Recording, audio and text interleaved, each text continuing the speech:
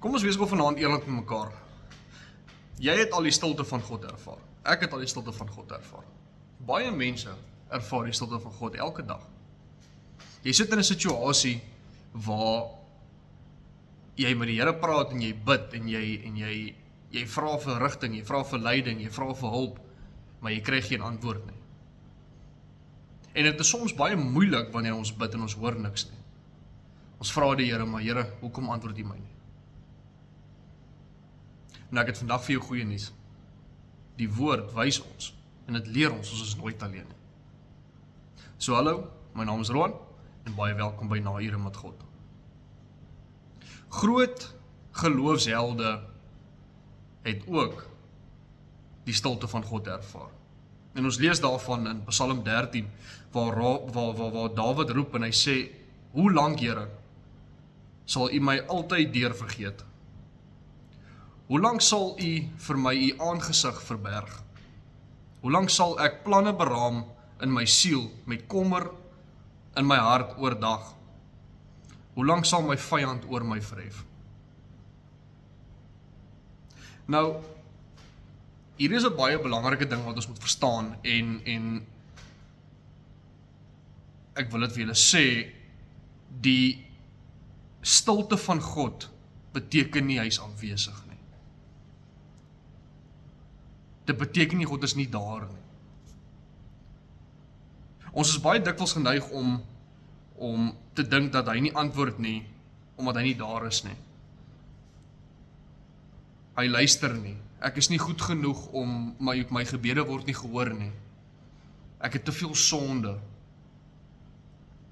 En dit is so ver van die waarheid af. Dit is God se manier om ons geloof te verdiep. En ons kan 'n goeie voorbeeld gebruik van Job, wat alles verloor het. Sy gesin, sy gesondheid, sy besittings, alles. Ons lees daarvan in Job 23 vers 8 tot 10, waar hy sê, kyk, ek gaan na die ooste, en hy is nie daar nie. En na die weste, maar ek bemerk hom nie. As in die noorde werk aanskoue kom nie, buig hy af na die suide, dan sien ek hom nie. En hier kom 'n baie belangrike deel in vers 10, waar hy sê, want hy weet hoe my wandel is. As hy my toets, sal ek soos goud voorskyn kom. Nou in vers 10 gee Job 'n baie groot geloofsverklaring, waar hy sê dat hy verstaan nie waar God is nie. Hy sien hom nie, maar hy weet God sien hom. Hy weet God ken sy pad. God is bewus van sy lewe. En selfs dat deur daai hele beproewing waartoe hy gaan, sal dit hom nie vernietig nie. Dit sal hom suiwer. God werk soms in stilte in die agtergrond op 'n manier wat ons nie kan sien nie.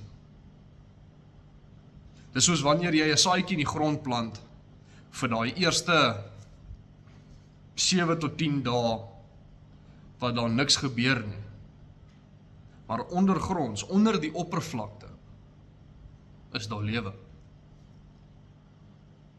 Ons sien dit ook in die verhaal van Lazarus in Johannes 11, toe Jesus hoor dat Lazarus siek was. Jesus het nie dadelik gegaan om hom te gaan genees nie. Hy het doelbewus gewag. Jesus se vertraging was nie 'n teken van ontbreekte liefde nie, maar dit was deel van 'n groter plan. Dit het ruimte gemaak vir 'n bonatuurlike wonderwerk. So, ek wil vir jou vandag sê, vertrou in die wag. Dit is in die wag dat ons geloof gevorm word. Jesaja 40 vers 31 sê, maar die wat wag op die Here, kry nuwe krag. Hulle vaar op met vleuels soos arende, hulle hardloop en word nooit moeg nie. Hulle wandel en word nie mat nie. Die wag is nie 'n passiviteit nie. Dis 'n aktiewe vertroue. Ons is so gewoond aan vinnige goed rondom ons, jy weet, kitskosse, vinnige antwoorde.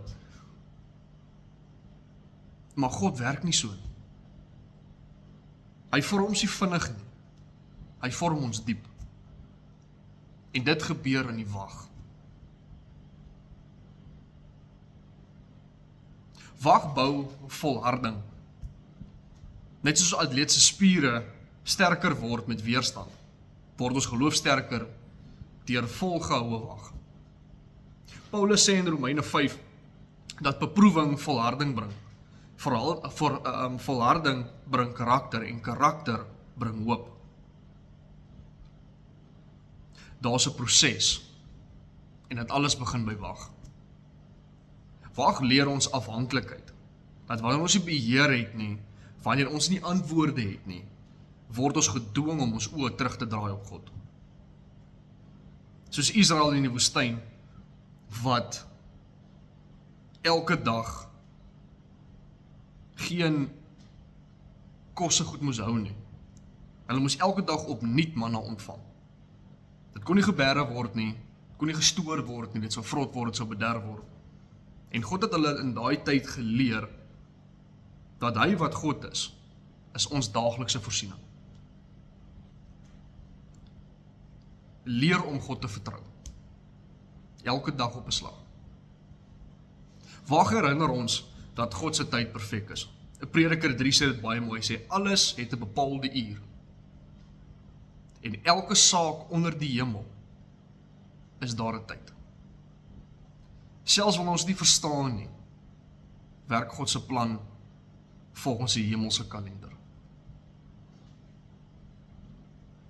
So, die wag is nie leeg nie. Dis nie 'n leë gang waar niks gebeur nie. Dit is 'n werksplek van God, waar hy ons vorm, waar hy ons voorberei en vir ons krag gee. Die wag is nie 'n straf nie, dit is 'n geskenk.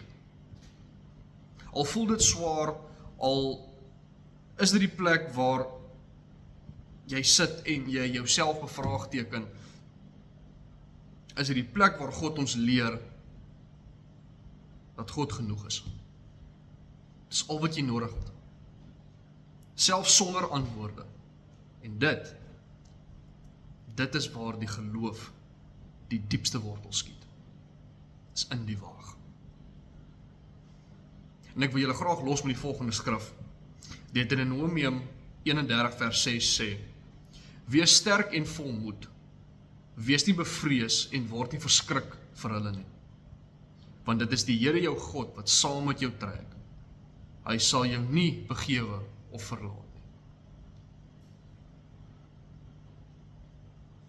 Die Here is altyd met ons. Hy sal ons nooit verlaat nie. Hy ken jou pad. Hy hoor jou gebed. Wees geduldig. Tot weer.